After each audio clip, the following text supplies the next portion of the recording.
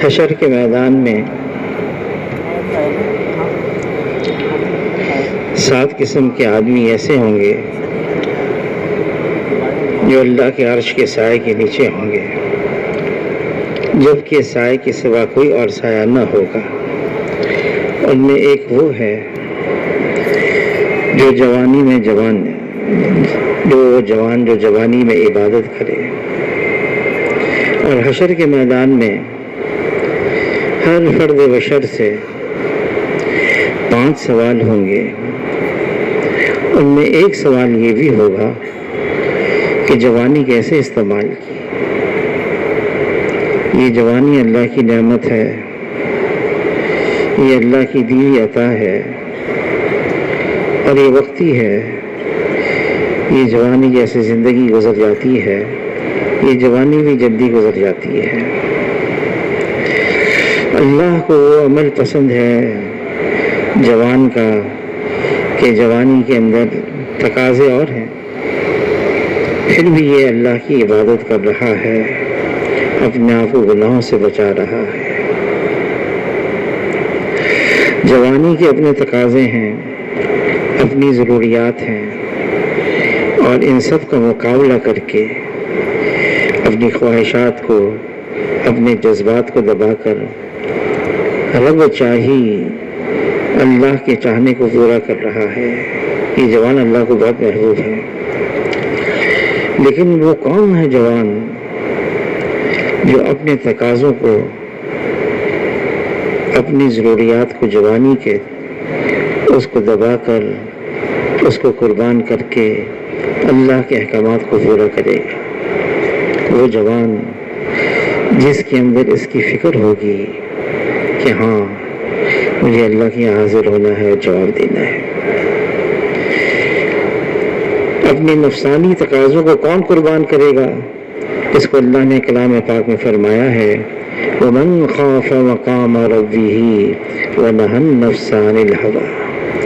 جس کو اس کا خوف ہوگا مجھے اللہ کے سامنے حاضر ہونا ہے، جواب دینا ہے، وہی ہے جو اپنے نفسانی تقاضوں کو دبائے گا۔ حضور صلی اللہ علیہ وسلم نے ایسی محنت فرمائی، ایسا معاشرہ بنایا، کیا جوان کیا بوڑھا، کیا مرد کیا عورت، سارے کے سارے اپنے تقاضوں کو دبا رہے تھے، جذبات کو قربان کر رہے تھے۔ نفس کے خلاف کرنا، علی رضی اللہ تعالیٰ عنہ فرماتے ہیں، نفس کی مخالفت کرنا یہ بہترین عبادتوں میں سے ایک عبادت ہے۔ اندر سے تقاضا اٹھ رہا ہے اپنے جذبات کو پورا کرنے کا، وہ گناہ کا جذبہ اٹھ رہا ہے اندر سے اور اس کو دبا رہا ہے۔ جس زور سے، جس کیفیت کے ساتھ یہ تقاضا اٹھا، یہ اسی زور سے اور اسی قوت سے اس جذبے کو، اس خواہش کو یہ دبا رہا ہے۔ فرمایا کہ جس نے ایسا کر لیا، وقت گزر جائے گا، جوانی بھی ختم ہو جائے گی، جس نے ایسا کر لیا، کل کو حشر کے میدان میں اس جوان کا اللہ کے یہاں سے استقبال ہوگا۔ اس کو بلایا جائے گا کہ جوانی کے اندر تم نے اپنے جذبات کو قربان کیا، آج انعام کا دن ہے اور حشر کے میدان میں اس کو ملے گا، عطا کیا جائے گا۔ انسان جس ماحول میں اور فضا میں ہو، وہ ماحول اور فضا اس پر اثر انداز ہو جاتا ہے۔ حضور صلی اللہ علیہ وسلم نے مثال دی، کوئی عطار کے یہاں جائے، بیٹھے، کچھ نہ خریدے، کوئی عطر نہیں خرید رہا ہے، صرف عطار کی دکان میں جا کے بیٹھا ہے، اس کو خوشبو ملے گی، خوشبو ضرور آئے گی۔ کوئی لوہار کے پاس بیٹھا ہے، اگر چنگاری اڑ کر اس کے کپڑوں کو نہ لگے تب بھی دھواں تو آئے گا، اس کے ماحول کا اثر پڑے گا۔ اس وقت جتنی فضا بنی ہوئی ہے ہمارے اطراف میں، جتنا ماحول بنایا ہوا ہے، یہ زہریلا ماحول ہے، یہ ایمان سوز ہے، یہ ایمان کو بگاڑنے والا ہے، ایمان کو کم کرنے والا ہے، اعمال، اخلاق، کردار اس کو ضائع کرنے والا ہے۔ اس کا مقابلہ اکیلا آدمی نہیں کر سکتا۔ میں اکیلا ہوں، کروں گا مقابلہ نہیں۔ اس بگڑے ہوئے ماحول کا مقابلہ آدمی اپنے ہی ماحول سے کر سکتا ہے، اکیلے نہیں کر سکتا۔ بہترین تیراک ہے، تیرنے والا ہے، سوئمر، بلکہ وہ لوگوں کو سکھاتا ہے کیسے تیریں۔ دریا ہے، ایک کنارے سے دوسرے کنارے اس کو تیرنا ہے۔ دریا کا بہاؤ ہے، سیدھا، بالکل سیدھا دوسرے کنارے تک نہیں پہنچے گا، بلکہ دریا کے بہاؤ میں اس کو تیرتے تیرتے پھر دوسرے کنارے پر پہنچنا کو۔ وہ بہاؤ دریا کا اپنے اثرات اس پر ڈالے گا۔ اسی طرح سے جس ماحول، جس فضا میں ہو، اس کے اثرات پڑیں گے۔ بڑا دیندار ہے، بہت تقوی والا ہے، بہت اچھا حضور صلی اللہ علیہ وسلم کے طور طریقے کو اختیار کرنے والا ہے، لیکن وہ ماحول کے اثرات اس پر آئیں گے۔ بچاؤ کی صورت کیا ہے؟ اپنے ماحول کو بنانا۔ اس ماحول کے لیے تبلیغ ہے، یہ کام ہے، یہ محنت ہے، جس میں رہتے ہوئے آدمی اپنے ایمان کی بھی حفاظت کرے، اعمال کی بھی حفاظت کرے، اور اپنی دینداری کی بھی حفاظت کر سکتا ہے، ورنہ یہ بہاؤ اپنے بہاؤ میں بہہ کر لے جائے گا۔ ایک بزرگ گزرے، مولانا یوسف النوری صاحب رحمۃ اللہ علیہ، فرمانے لگے فضا پر، ماحول پر، فرمایا جب میں جوان تھا مجھے غسل کی حاجت بھی نہیں ہوتی تھی، اب بوڑھا ہو گیا، 70 سال کا بن گیا، بیوی کا انتقال ہو گیا، فرمانے لگے ابھی مجھے حاجت ہے میں نکاح کروں۔ دوسرا نکاح کیا اور اس سے اللہ نے ان کو لڑکا بھی دے دیا۔ ماحول بگڑ گیا ہے، اور صرف یہ نہیں ماحول بگڑا ہوا ہے، ایسی چیزیں آ گئی ہیں، ایسے حالات بن گئے ہیں، ہر جیب میں پہنچ گئی ہے وہ چیز، اور اگر آدمی اپنی حفاظت نہ کرے، اپنے اوپر محنت نہ کرے، تو یہ بہت آسانی سے پھسل جائے گا، گر جائے گا، بگڑ جائے گا، بہت آسانی سے۔ ایک ہی راستہ ہے، ماحول کو بنائیں، اس ماحول میں رہیں۔ تبلیغ کے اندر نکل کر ماحول میں آدمی رہتا ہے، مسجد کا ماحول ہے، دعوت اللہ کی فضا ہے، تعلیم و تعلم کی، خدمت کی، ذکر اور عبادت کی فضا بنی ہوئی ہے، اور ہر وقت اس ماحول میں ہے۔ 40 دن 4 مہینے جو اس ماحول میں رہے گا اور وہ پختہ ہو جائے گا اس ماحول کے اندر، باہر آئے گا کہ جس ماحول میں رہے گا اس ماحول سے بچاؤ کی صورت، وہ قوت اس کے اندر آ جائے گی۔ نیکی کرنا، بعض نیکی ایسی ہے ایمان بھی شرط نہیں۔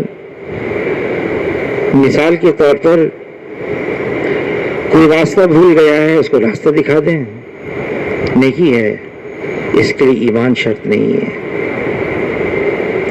کوئی بھوکا ہے، اس کو کھانا کھلا دیا، نیکی ہے، بہت بڑی نیکی ہے، ایمان شرط نہیں۔ لیکن گناہ سامنے آ گیا، کوئی روک ٹوک نہیں ہے، اختیار ہے، کر سکتا ہے، صرف ایمان اس کو بچا کے رکھے گا۔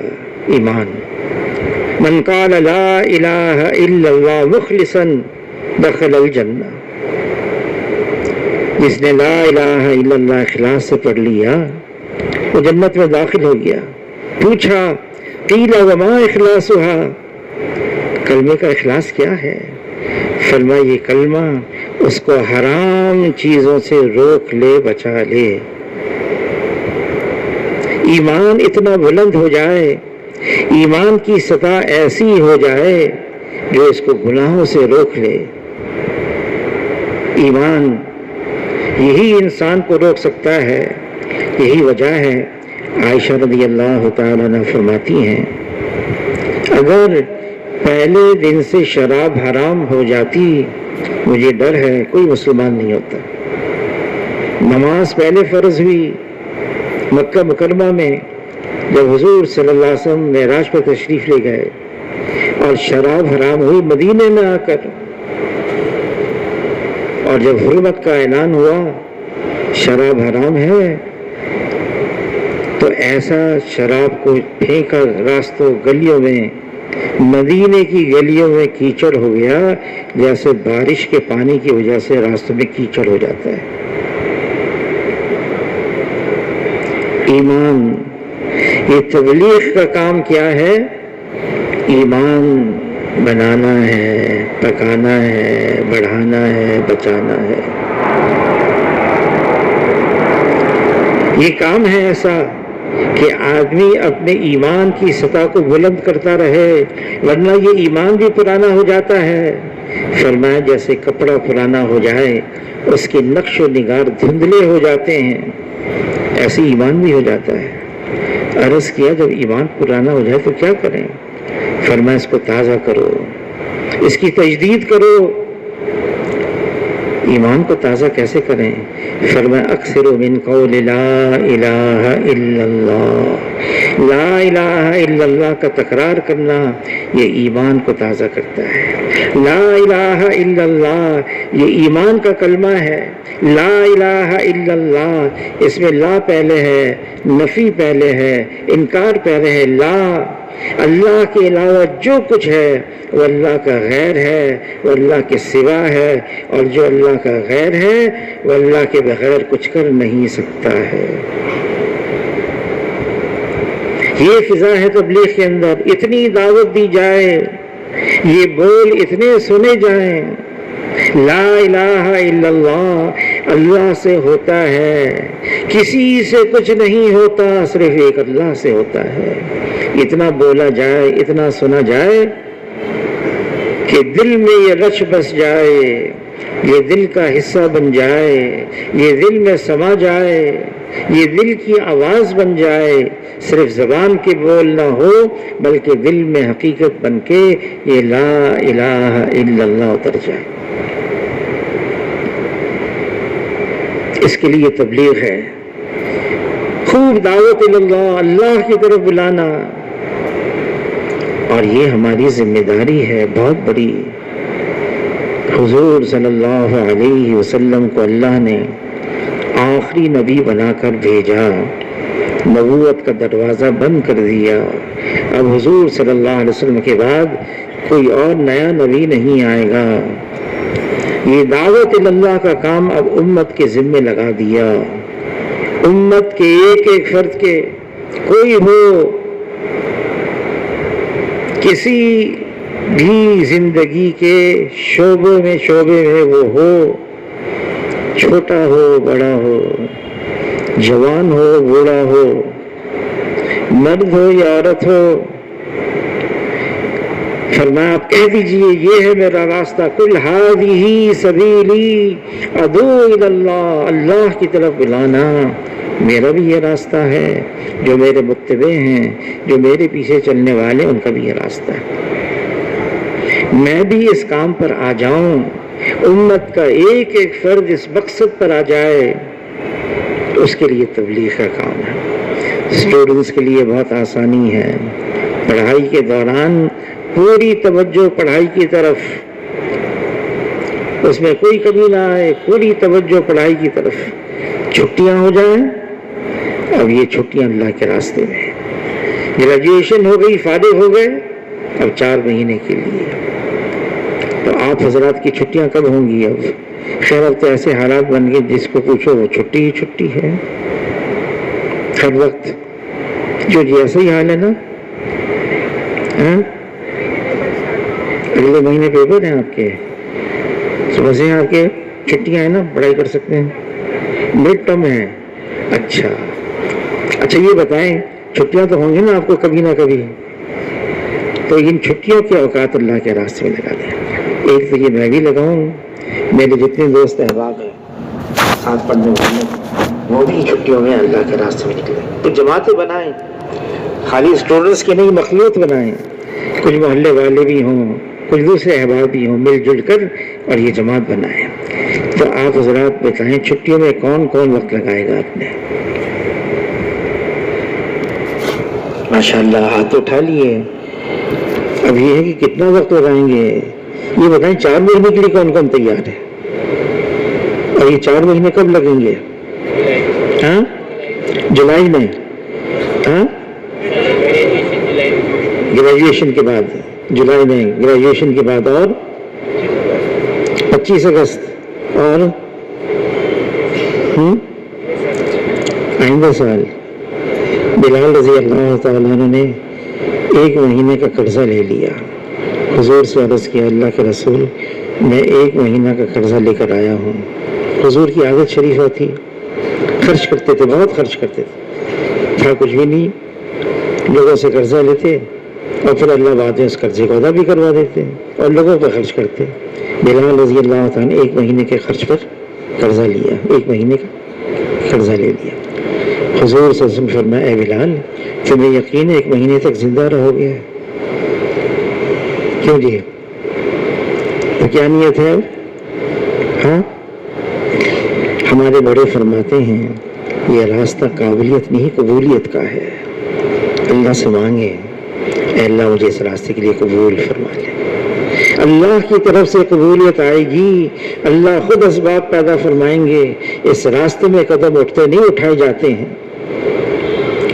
ہم نیت کریں، عزم کریں، اللہ سے دعائیں مانگیں، جماعتیں بنائیں، خوب اپنے ساتھیوں کو تیار کریں اور مخلوط جماعت بنا بنا کر ہم اللہ کے راستے میں نکل جائیں۔ اور جب تک نہیں نکل سکتے اس دوران پڑھائی بھی کرنی ہے اور جو ہمارے پاس موقع ہو اس میں اس تبلیغ کے کام میں بھی اپنے آپ کو لگانا ہے۔ کرنے والے کام کرتے رہیں گے، نہ کرنے والے کاموں سے اللہ بچاتے رہیں گے۔ فارغ ہو گئے عموماً عصر و مغرب کے درمیان جو بھی وقت ہو، یہ وقت ہم دعوت اللہ کے لیے، دعوت والے اعمال کے لیے استعمال کریں۔ یہ تو کر سکتے ہیں نا انشاءاللہ، اور اللہ سے دعا بھی مانگیں اے اللہ مجھے اس کام کے لیے قبول فرما لے۔ جب اللہ کی طرف سے قبولیت آئے گی سارے کام بنتے چلے جائیں گے۔ اللہ تعالیٰ ہم سب کو قبول فرما لے۔